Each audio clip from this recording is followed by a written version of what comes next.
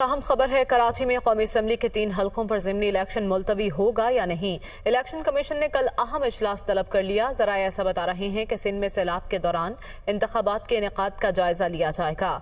متعلقہ اداروں سے الیکشن والے دن دستیابی کی رپورٹ مانگی جائے گی۔ رپورٹس کا جائزہ لے کر الیکشن مؤخر کرنے یا نہ کرنے کا فیصلہ کیا جائے گا۔ یہ اہم خبر آپ تک پہنچا رہے ہیں۔ الیکشن کمیشن نے کل اہم اجلاس طلب کر لیا ہے۔ فیصلہ ہوگا کہ کیا کراچی میں قومی اسمبلی کے 3 حلقوں پر ضمنی الیکشن ملتوی ہوگا یا نہیں۔ اسی بارے میں مزید تفصیلات جان لیتے ہیں۔ محسن اعجاز ہمارے ساتھ موجود ہے۔ محسن، آگاہ کیجیے گا۔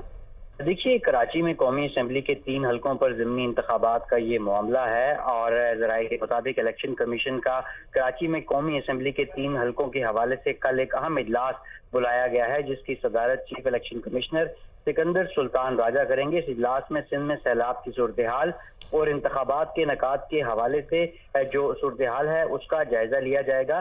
اس اجلاس میں قانون نافذ کرنے والے اور دیگر متعلقہ اداروں سے الیکشن والے دن دستیابی کے حوالے سے رپورٹ مانگی جائے گی۔ اس کے ساتھ ساتھ ذرائع کا یہ بتانا ہے کہ پولنگ سٹاف کی دستیابی کے حوالے سے بھی رپورٹ کا جائزہ لیا جائے گا۔